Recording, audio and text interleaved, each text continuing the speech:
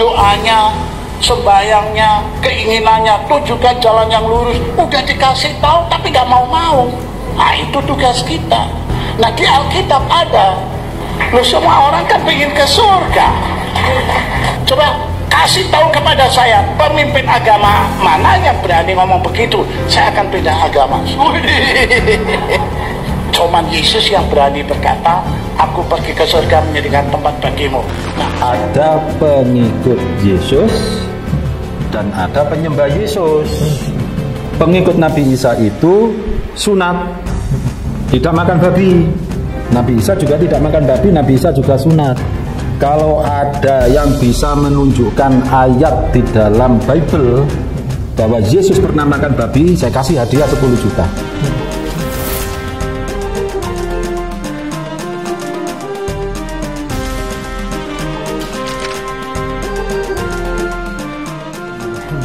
Assalamualaikum warahmatullahi wabarakatuh. Waalaikumsalam warahmatullahi wabarakatuh. Alhamdulillahirrabbilalamin. Allahumma salli wa sallim wa barik ala nabiyina Muhammad wa ala alihi wa ashabi ajma'in. Amma ba'd. Para penonton, para pemirsa yang kami muliakan, alhamdulillah berjumpa lagi bersama kami, bersama tamu spesial yakni Al Ustadz Masyhur, tokoh salah satu pegiat kristologi yang pernah berpengalaman berdebat melawan puluhan pendeta di zamannya mulai tahun 90-an sampai kurun waktu 2018 ya, terakhir ya, 2018 ya. Melawan pendeta Muriwali MYM ya, kurang lebih. Muriwali Yanto Matalu. Pokoknya seluruh lawan-lawan debat beliau ini masih hafal semua namanya. Diurut mulai tahun 90-an siapa? A, B, C, D itu hafal semua beliau. Nah, ini pembahasan kita kali ini yakni tentang salah satu video yang cukup menggugah banyak orang, cukup mengagetkan ya.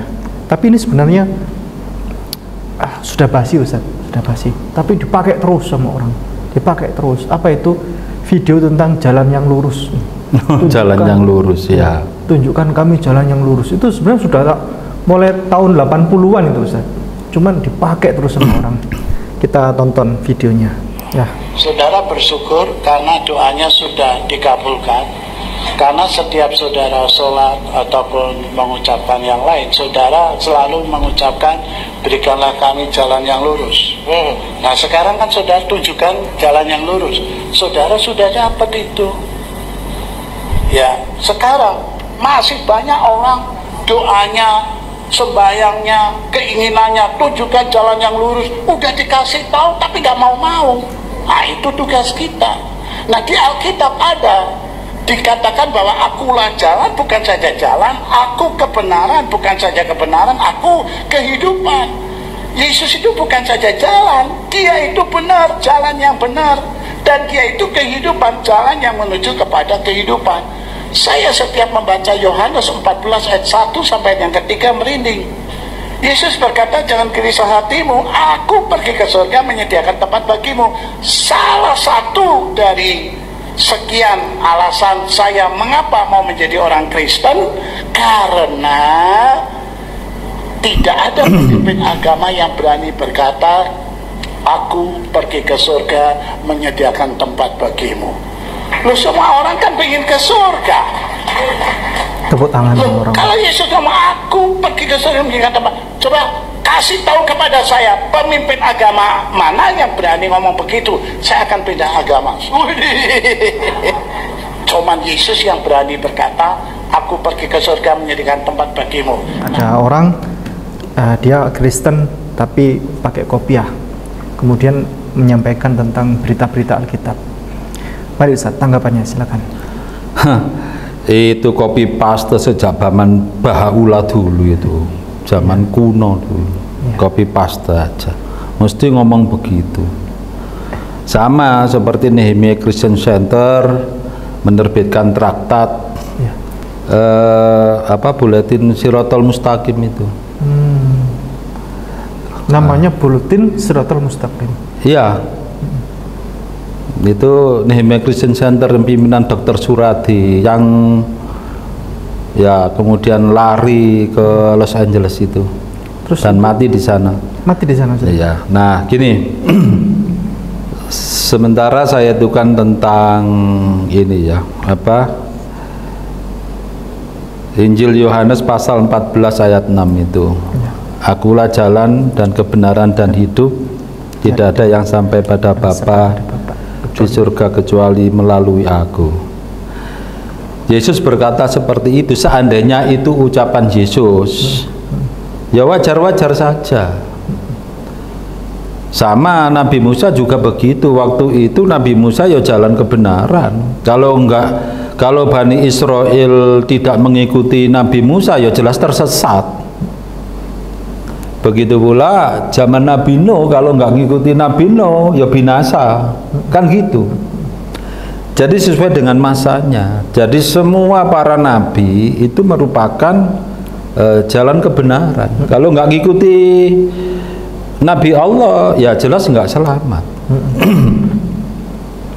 Sama Bani Israel di masa Nabi Musa, sama Nabi Isa, kalau nggak mengikuti Nabi Isa yang dipanggil oleh Kristen Yesus itu, ya jelas nggak selamat. Dan ternyata orang Kristen sekarang bukan pengikut Nabi Isa kok. Iya, betul. Ya, bukan pengikut Yesus, orang-orang Kristen itu.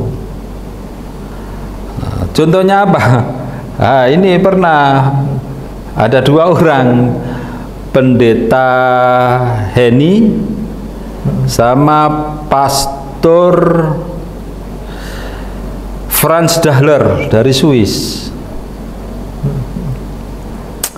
Nah, ceritanya yang pendeta Henny ya, waktu dialog dengan kami di Surabaya, ketepatan waktu itu ada dari kalangan Kristen yang bertanya, dari audien waktu itu, kan Nabi Muhammad belajar pada orang Kristen, yaitu pada pamannya Khadijah, ya Waraqah bin Naufal. Nah, Waraqah bin Naufal kan dikatakan Kristen kan, ya. Oh, itu kan Kristen kan gitu. Terus saya jawab,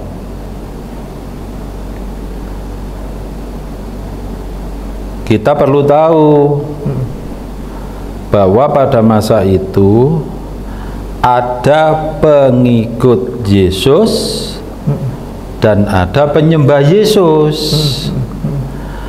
Kalau Waraqah bin Naufal itu pengikut Yesus atau pengikut Nabi Isa, tetapi bukan penyembah Nabi Isa. Lah kok bisa begitu? Ya, pengikut Nabi Isa itu sunat, tidak makan babi. Nabi Isa juga tidak makan babi, Nabi Isa juga sunat. Kan jelas itu. Kalau ada yang bisa menunjukkan ayat di dalam Bible bahwa Yesus pernah makan babi, saya kasih hadiah 10 juta. Nggak akan ada kan ayat Bible seperti itu. Yesus sunat, jelas tertulis dalam Lukas pasal 2 ayat 21. Lah orang Kristen tidak sunat dan makan babi, itu penyembah Yesus. Waraqah bin Naufal itu bukan orang Kristen, pengikut Yesus. Nah, pendeta ini protes. Ya, loh, itu kan sudah di Perjanjian Baru sudah nggak berlaku itu urusan sunat dan masalah haram babi itu. Nah, terus Waktu itu saya katakan, kalau pendeta Heni ini saya yakin dia penyembah Yesus, bukan pengikut Yesus.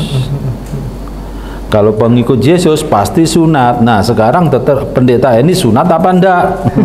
Dia malu, dia nggak sunat kan? Iya. Ya itu.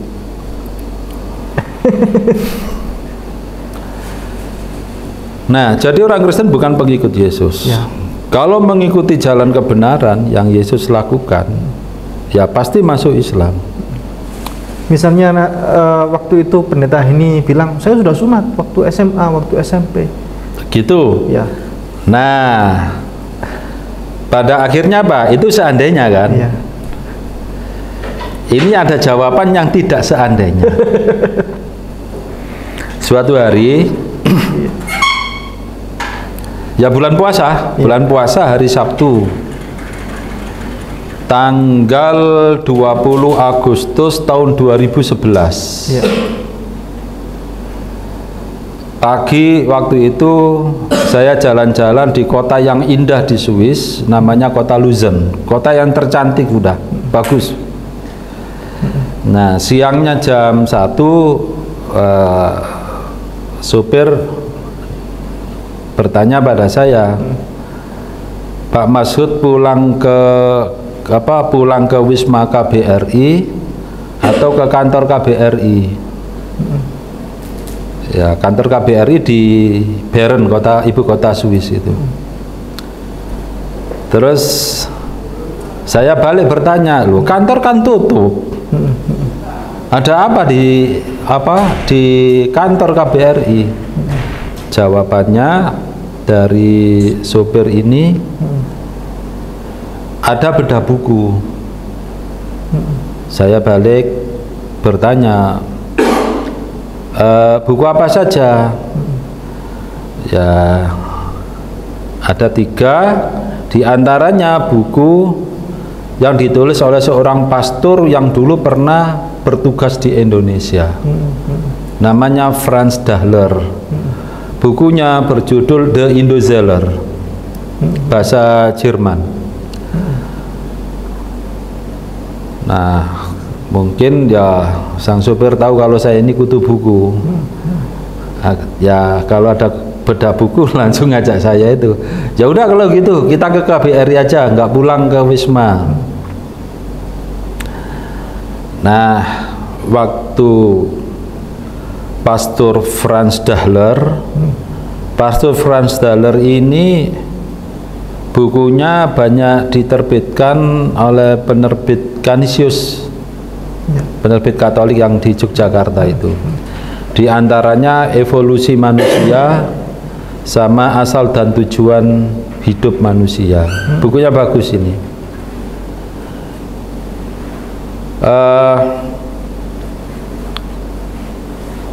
Waktu itu, waktu bedah buku dia mengatakan, pastor nggak boleh menikah.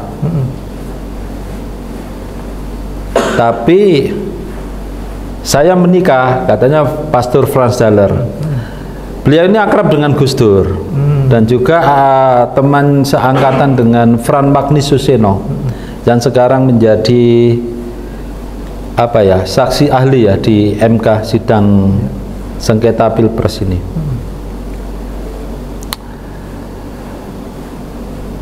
Nah, sang pastor ini sudah punya anak malan, ya resmi menikah karena dia mengundurkan diri dari pastor kemudian. Nah, usai dialog itu, usai bedah buku,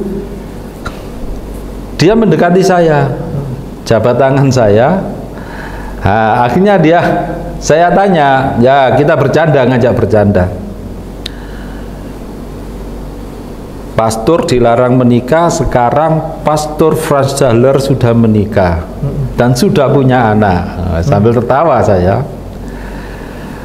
Sekarang Pastor Franz Dahler belum sunat, bisa jadi besok sunat. Oh.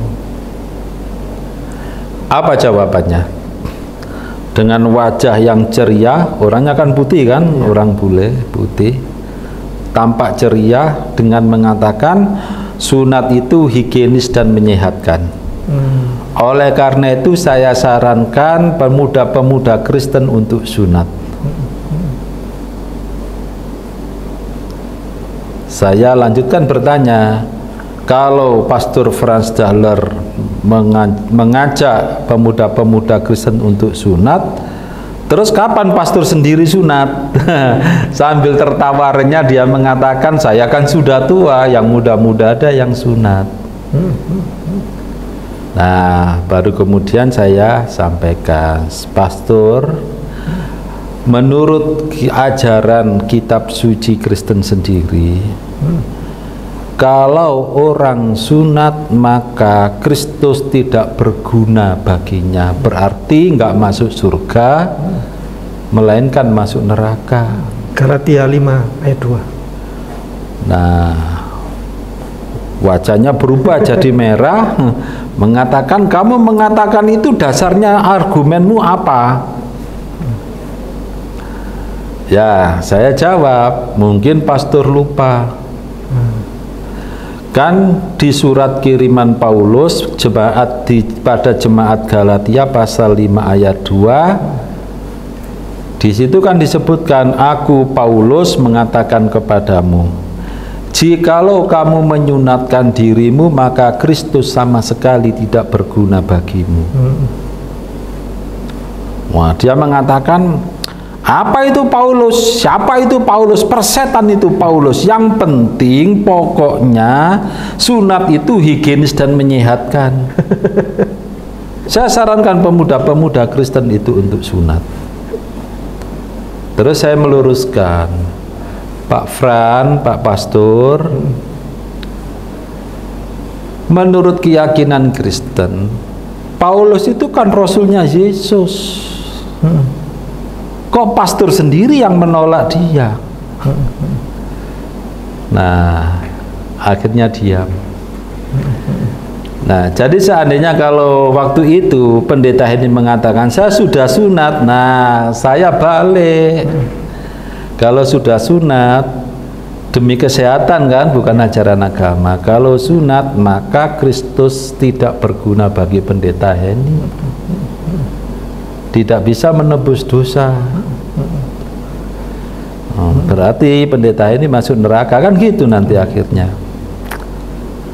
Nah, saya kembalikan lagi, ya, itu memang di masa Yesus dia satu-satunya yang membimbing pada jalan kebenaran hidup. Zaman Nabi Musa juga begitu, Nabi Musa satu-satunya yang membimbing jalan kebenaran. Di masa Nabi Nuh juga begitu. Nah, di masa Nabi Muhammad ya satu-satunya yang membimbing ke sana adalah Nabi Muhammad. Jadi itu, seandainya ucapan itu benar dari Yesus, jadi wajar saja. Nah, kemudian kalau orang Islam berdoa ihdinas shiratal mustaqim, pengertian shiratal mustaqim itu bukan Yesus. Ya, kalau di masa Yesus memang betul. Lah, setelah Yesus kan Nabi Muhammad. Nah, pengertian ihdinas shiratal mustaqim itu, jalan yang lurus itu adalah shiratal ladzina an'amta alaihim, jalannya orang-orang yang telah mendapatkan anugerah nikmat dari Allah. Itu sudah dijelaskan sendiri, siapa orang-orang yang telah mendapatkan anugerah nikmat dari Allah. Nah, ulama tafsir itu memberikan penjelasan